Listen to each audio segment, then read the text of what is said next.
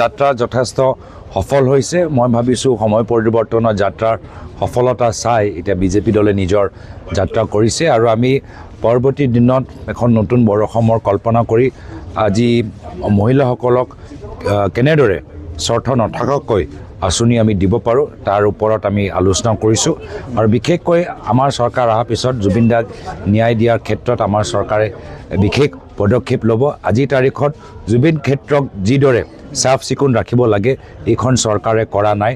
মুখ্যমন্ত্ৰী নিবিচাৰে যে জুবিন দাৰ সম্পৰ্কত আমালোকৰ মাজত আলোচনা হওক।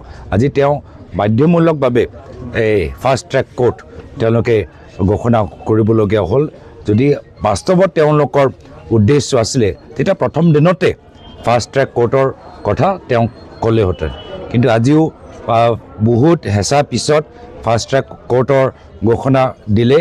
কিন্তু আকৌ দেখিছে যে জুবিন ক্ষেত্ৰৰ সন্মুখতে হোৰ্ডিং, জুবিন ক্ষেত্ৰৰ আন্তঃগাঁথনি ক্ষেত্ৰত তেওঁলোকে হেমাহি কৰিছে।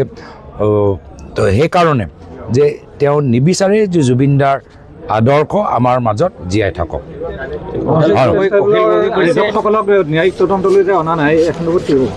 মই কৈছোঁ তেওঁ বাস্তৱ ন্যায় নিবিচাৰে। তেওঁ জুবিন দাৰ আদৰ্শবোৰ ৰাইজৰ মাজত জীয়াই ৰাখিবলৈ নিবিচাৰে। জুবিন দাৰ যে স্পষ্টবাদী তেওঁৰ যে ব্যক্তিত্ব এই ৰাইজে যে পাহৰি থাকক সেয়া হ'ল তেওঁলোকৰ কামনা।